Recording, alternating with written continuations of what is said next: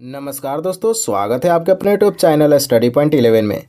NTPC CBT 2 और group D वाले student के लिए ये वीडियो काफ़ी महत्वपूर्ण है, क्योंकि दोस्तों मैंने रुक्मणी पब्लिकेशन जो द प्लेटफॉर्म नाम से आता है उसका वॉल्यूम 4 आप लोग पुस्तक का कवर देख सकते हैं, जिसमें सामान्य अध्ययन और सामान्य विज्ञान के प्रश्न मिलेंगे। टोटल 40 प्रश्न एक शिफ्ट में पूछा जा रहा था, यानी एक सेट में आपको 40 प्रश्न मिलेंगे। आप लोग 4 साल से तैयारी कर रहे हैं। अगर आपके 35 प्लस प्रश्न राइट होते हैं तो आपकी तैयारी काफ़ी अच्छी है, और इससे कम होता है तो आपको काफ़ी पढ़ने की ज़रूरत है। तो आइए शुरू करते हैं 3 मार्च 2021 का पहला शिफ्ट का पेपर, जो कि यूट्यूब पर पहली बार वॉल्यूम 4 कराया जा रहा है। दोस्तों ये भी आप लोग ध्यान में रखिएगा। वॉल्यूम 3 तक आपको यूट्यूब पे मिल जाएगा, लेकिन जो ये पुस्तक आई है वॉल्यूम 4, ये यूट्यूब पे अभी अवेलेबल नहीं है। तो आप लोग जल्दी से इसका फ़ायदा उठाइए और इस वीडियो को अपने दोस्तों के बीच जरूर शेयर कीजिएगा दोस्तों। तो आइए शुरुआत करते हैं सेट नंबर 1 का पहले प्रश्न से। निम्नलिखित में से कौन सी एक इनपुट डिवाइस है, ये आप लोग के लिए पहला प्रश्न है। दोस्तों मैं हर एक प्रश्न पे आपको आंसर देने के लिए 5 सेकंड वेट करेंगे, उसके बाद आंसर मैं बता दूंगा। आप लोग 5 सेकंड के अंदर थोड़ा अपना दिमाग चलाइए और आंसर निकालिए। तो इनपुट डिवाइस हो जाएगा माउस, याद रखिएगा, राइट आंसर हो जाएगा माउस। यह एक इनपुट डिवाइस है। स्पीकर, प्रिंटर और मॉनिटर ये सारे के सारे आउटपुट डिवाइस हैं। आइए नेक्स्ट प्रश्न देखते हैं। उन पशुओं को क्या कहा जाता है जो पौधों और पशुओं दोनों को खाते हैं? तो दोस्तों इसको बोला जाता है सर्वाहारी। वैसे पशु जो पौधा और पशु दोनों को खा जाते हैं उनको बोला जाता है सर्वाहारी। और सर्वाहारी में याद रखिएगा एक एग्जाम्पल काफ़ी महत्वपूर्ण होता है, भालू जो है यह सर्वाहारी है, ये आप लोग याद रखेंगे। आइए नेक्स्ट प्रश्न देखते हैं। कंप्यूटर की प्राथमिक मेमोरी कौन सी होती है? तो इसका राइट आंसर हो जाएगा दोस्तों रैम। कंप्यूटर की प्राथमिक मेमोरी होती है रैम, रैंडम एक्सेस मेमोरी इसका पूरा नाम होता है। आइए देखते हैं नेक्स्ट प्रश्न। इनमें से किसे मिसाइल मैन ऑफ इंडिया के नाम से जाना जाता है? मिसाइल मैन ऑफ इंडिया, तो इसका राइट आंसर हो जाएगा डॉक्टर एपीजे अब्दुल कलाम। याद रखिएगा एपीजे अब्दुल कलाम को मिसाइल मैन ऑफ इंडिया बोला जाता है। आइए नेक्स्ट प्रश्न देखते हैं। Indian council of medical research ने किस वर्ष तक भारत से मलेरिया को खत्म करने हेतु शोध को प्राथमिकता देने, योजना बनाने और बढ़ावा देने हेतु malaria elimination research alliance India का शुभारंभ किया है? दोस्तों प्रश्न ये है कि भारत से मलेरिया को समाप्त करने के लिए एक योजना चलाई गई, malaria elimination research alliance India, जिसके अभी हाल ही में शुरुआत किया गया है। तो भारत में मलेरिया कब खत्म होगा, ये प्रश्न आपसे पूछा गया है। तो इसका राइट आंसर हो जाएगा ऑप्शन नंबर डी, 2030 तक यह योजना बनाया गया है कि भारत से मलेरिया को समाप्त कर दिया जाएगा। अब आइए देखते हैं नेक्स्ट प्रश्न। विसरण एक प्रक्रिया है जिसके द्वारा जीव सांस ले सकते हैं, ऑक्सीजन पूरी डब्ल्यूबीसी में जा सकती है, ऑक्सीजन पूरी प्लाज्मा झिल्ली में जा सकती है, या जीव प्रजनन कर सकते हैं। ये थे आपके 4 ऑप्शन। आप विसरण के बारे में अगर जानते हैं तो आपका आंसर सही होगा। तो इसका राइट आंसर हो जाएगा ऑप्शन नंबर सी, ऑक्सीजन जो है पूरी प्लाज्मा झिल्ली में जा सकती है। यह है विसरण का प्रक्रिया और यह इसी माध्यम में काम करता है। अब आइए देखते हैं नेक्स्ट प्रश्न। कॉपी किए गए टेक्स्ट को पेस्ट करने के लिए प्रयुक्त शॉर्टकट कुंजी कौन सी है? दोस्तों लैपटॉप में या कंप्यूटर में शॉर्टकट कुंजी होती है। तो आपको बताना है कि कॉपी किए गए टेक्स्ट को पेस्ट करने के लिए किसका प्रयोग करते हैं? CTRL-C, CTRL-V, CTRL-X या CTRL-P। तो इसका राइट आंसर हो जाएगा, याद रखिएगा, CTRL-V। तो बी हो जाएगा इसका राइट आंसर। तो किसी भी कॉपी किए गए टेक्स्ट को अगर पेस्ट करना है तो CTRL+V के द्वारा किया जा सकता है। अब आइए नेक्स्ट प्रश्न देखते हैं। एक वयस्क मानव हृदय का औसत वजन लगभग कितना होता है? तो इसका राइट आंसर हो जाएगा 300 ग्राम। ऑप्शन बी इसका राइट आंसर था। तो एक वयस्क मानव हृदय का औसत वजन लगभग 300 ग्राम होता है। अब आइए नेक्स्ट प्रश्न देखते हैं।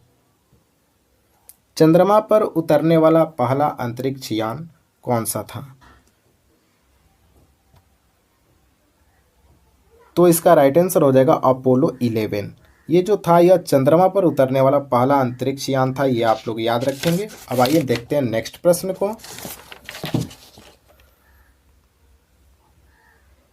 प्रोटोप्लाज्म शब्द किसने गढ़ा? J Mendel, Johann Evangelist Purkinje, Charles Darwin, Robert Hooke. तो इसका राइट आंसर हो जाएगा option number B, Johann Evangelist Purkinje. तो प्रोटोप्लाज्म शब्द पुरकिंजे के द्वारा गढ़ा गया है, ये आप लोग याद रखेंगे। आइए देखते हैं नेक्स्ट प्रश्न। निम्न में से कौन सा पशु उत्तक प्रकार नहीं है, यानी कौन सा इसमें से पशु उत्तक का प्रकार नहीं है। तो इसका राइट आंसर हो जाएगा मेरिस्टेमेटिक उत्तक। ये आप लोग याद रखेंगे क्योंकि ये एक पादप उत्तक होता है। पेशी उत्तक, त्वचीय उत्तक और संयोजी उत्तक ये सारे पशु उत्तक है और मेरिस्टेमेटिक उत्तक एक पादप उत्तक है। तो राइट आंसर हो जाएगा ऑप्शन नंबर ए। नेक्स्ट प्रश्न। इनमें से किसे आधुनिक वनस्पति विज्ञान का जनक माना जाता है। तो इसका राइट आंसर हो जाएगा Carl Linnaeus. Option number C हो गया राइट आंसर। तो आधुनिक वनस्पति विज्ञान का जनक माना जाता है कार्ल लिनियस को। आइए नेक्स्ट प्रश्न देखते हैं। निम्नलिखित में से कौन सी झूठ का पता लगाने वाली मशीन है।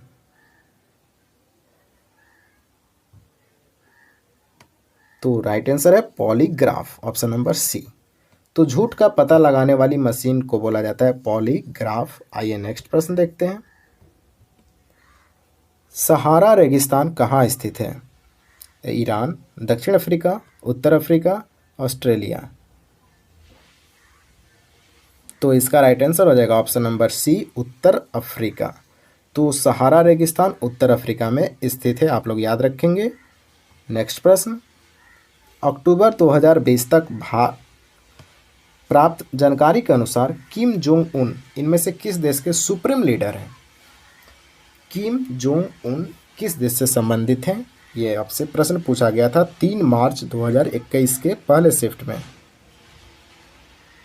तो इसका राइट आंसर हो जाएगा उत्तर कोरिया के किम जोंग उन एक सुप्रीम लीडर है, ये आप लोग याद रखेंगे। नेक्स्ट प्रश्न।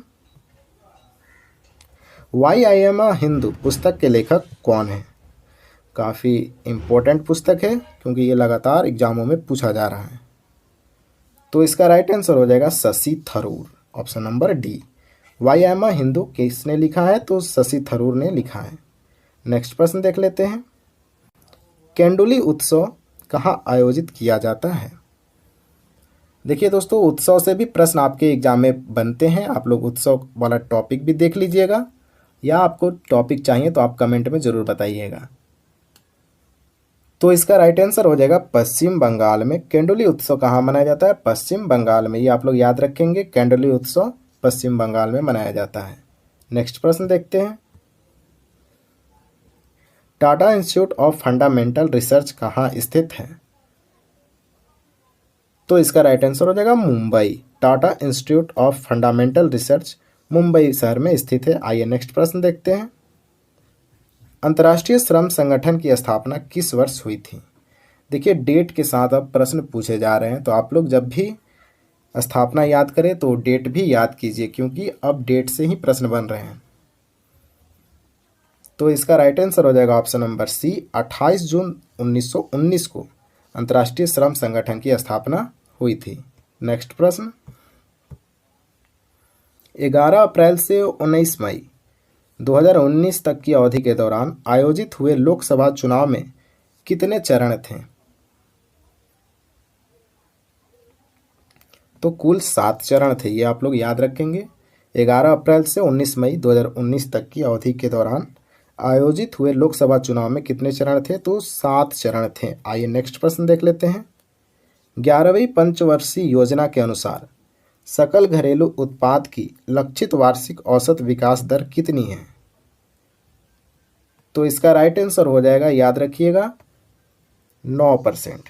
तो 9% थी 11वीं पंचवर्षीय योजना के अनुसार सकल घरेलू उत्पाद की लक्षित वार्षिक औसत 9% थी। आइए नेक्स्ट प्रश्न देखते हैं। इनमें से किसे आर्थिक विज्ञान के लिए नोबेल पुरस्कार से सम्मानित किया गया था। तो आर्थिक विज्ञान के लिए नोबेल पुरस्कार किसको सम्मानित किया गया था, आप लोग ऑप्शन देखिए और फटाफट उत्तर दीजिए। तो इसका राइट आंसर हो जाएगा अमर्त्य सेन को आर्थिक विज्ञान के लिए नोबेल पुरस्कार से सम्मानित किया गया था। नेक्स्ट प्रश्न। मृगनयनी महल कहाँ स्थित है? जयपुर, जबलपुर, भोपाल या फिर ग्वालियर। आप लोग अगर तैयारी कर रहे हैं अच्छे से, 3 साल टाइम आपको मिला है, तो आपका 35+ प्रश्न राइट होना ही चाहिए दोस्तों। तो इसका राइट आंसर हो जाएगा ग्वालियर। तो मृगनयनी महल है ग्वालियर में, आप लोग याद रखेंगे। नेक्स्ट प्रश्न देख लेते हैं। इनमें से किसने पहली बार यूनाइटेड नेशंस शब्द का इस्तेमाल किया था? यूनाइटेड नेशंस शब्द का पहली बार इस्तेमाल किसने किया था?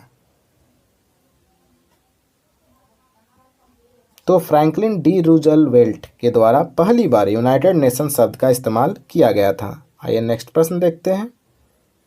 भारतीय राष्ट्रीय कांग्रेस के अधिवेशन में भारतीय राष्ट्रगान पहली बार किस वर्ष गाया गया था?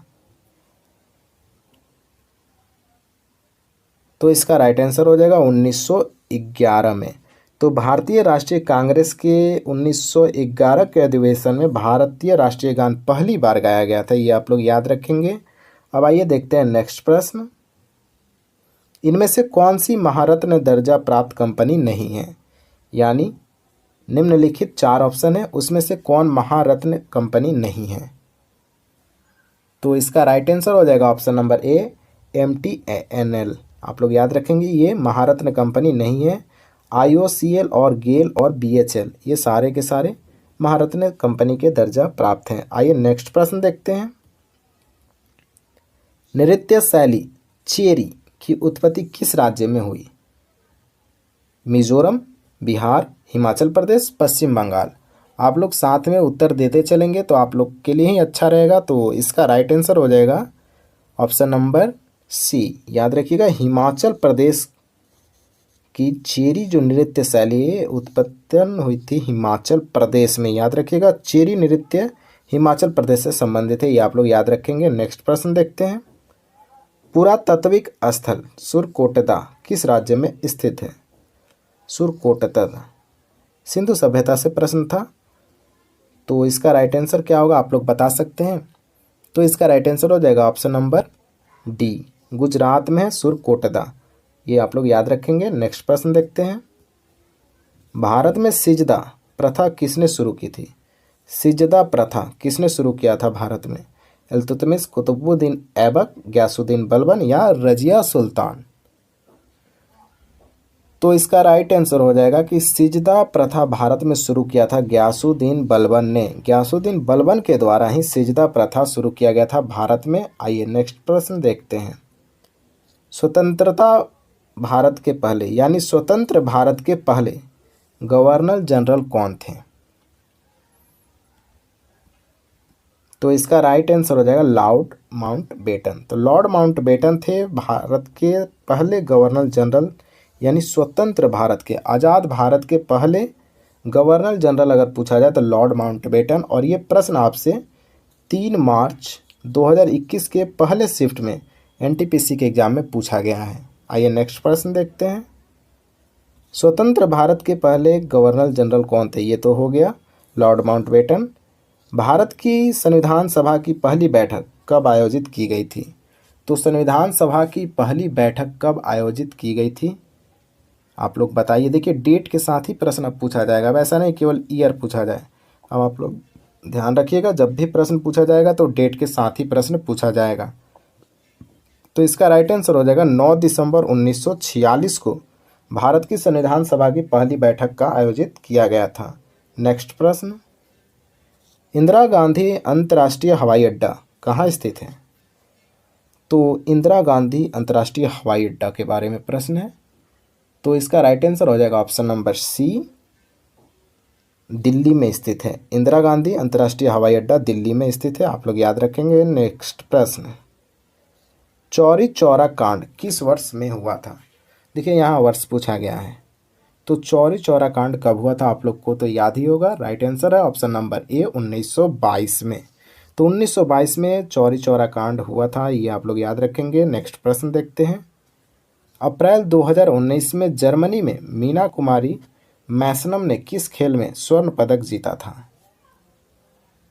ये करंट से क्वेश्चन था और ज़्यादा पुराना करंट है नहीं, ये आपके एग्जाम में भी प्रश्न बन सकता है, इसलिए मैंने करंट को भी लिया है। इसका राइट आंसर हो जाएगा ऑप्शन नंबर ए, मुक्केबाजी खेल से संबंधित है। मीना कुमारी मैसनम जिन्होंने स्वर्ण पदक जीता था मुक्केबाजी में। आइए नेक्स्ट प्रश्न देखते हैं। नंदा देवी राष्ट्रीय उद्यान किस राज्य में स्थित है? ये प्रश्न काफ़ी इम्पोर्टेंट है क्योंकि ये प्रश्न हमेशा पूछे जाते हैं। राष्ट्रीय उद्यान से प्रश्न आपके बनते हैं, पुस्तक से सवाल बनते हैं, तो आप लोग ये सारे टॉपिक को ध्यान से देख लीजिएगा। तो इसका राइट आंसर हो जाएगा नंदा देवी राष्ट्रीय उद्यान आपका पड़ेगा उत्तराखंड में। अब आइए देखते हैं नेक्स्ट प्रश्न। सिख धर्म के पहले गुरु कौन थे? तो इसका राइट आंसर हो जाएगा ऑप्शन नंबर सी, श्री गुरु नानक देव जी थे जो पहले गुरु थे सिख धर्म के। आप लोग याद रखेंगे। नेक्स्ट प्रश्न, आरबीआई का मुख्यालय कहाँ स्थित है? दोस्तों प्रश्न का लेवल कोई कठिन नहीं था, फिर भी स्टूडेंट लोग बता रहे थे कि जो एनटीपीसी के अंतिम एग्जाम हुए तो उसमें जीके का प्रश्न का लेवल हाई था। लेकिन आप लोग देख सकते हैं मार्च का पेपर है और प्रश्न का लेवल आप लोग देख ही सकते हैं कि आरबीआई का मुख्यालय पूछा है। तो इसका राइट आंसर हो जाएगा ऑप्शन नंबर डी, मुंबई। तो आरबीआई का मुख्यालय है मुंबई में और इसकी स्थापना की गई थी 1 अप्रैल 1935 को। आप लोग ये भी याद रखेंगे। नेक्स्ट प्रश्न, सार्क के सदस्यों की संख्या कितनी है? यानी सार्क में कितने देश हैं ये आपको बताने थे। तो इसका राइट आंसर हो जाएगा, याद रखेंगे आप लोग, 8। ऑप्शन नंबर ए इसका राइट आंसर था। सार्क के सदस्यों की संख्या है 8 देश इसमें शामिल है सार्क में। आइए नेक्स्ट प्रश्न देखते हैं। माइकल ओ डायर की हत्या किस भारतीय क्रांतिकारी ने की थी? तो इसका राइट आंसर हो जाएगा ऑप्शन नंबर सी, उधम सिंह। तो जनरल डायर की हत्या किया था उधम सिंह ने, ये आप लोग याद रखेंगे। नेक्स्ट प्रश्न देखते हैं। उज्जैन में अगला कुंभ मेला किस वर्ष आयोजित किया जाएगा? देखिए उज्जैन में अगला कुंभ मेला होगा और यह किस वर्ष आयोजित किया जाएगा, ये प्रश्न आपसे पूछा गया था। तो इसका राइट आंसर हो जाएगा 2028 में। तो 2028 में जो उज्जैन का मेला यानी कुंभ मेला का आयोजन किया जाएगा। ऐसे भी प्रश्न बनेगा कि 2028 का कुंभ मेला कहाँ आयोजित किया जाएगा, तो उज्जैन में किया जाएगा। ये आप लोग याद रखेंगे। और ऐसे ही प्रश्न आपसे भी पूछे जाएंगे CBT 2 में और ग्रुप डी के एग्ज़ाम में भी। ग्रुप डी वाले स्टूडेंट के लिए साइंस भी शुरुआत में मिल रहा है प्रश्न, तो वे इनके लिए भी काफ़ी इम्पोर्टेंट है। आप लोग इस वीडियो को ज़रूर शेयर कीजिएगा। हम लोग आराम से इस पुस्तक को समाप्त कर सकते हैं अगर आप लोग साथ दिए। तो मिलते हैं नेक्स्ट सेट के साथ। थैंक यू, बाय, जय हिंद।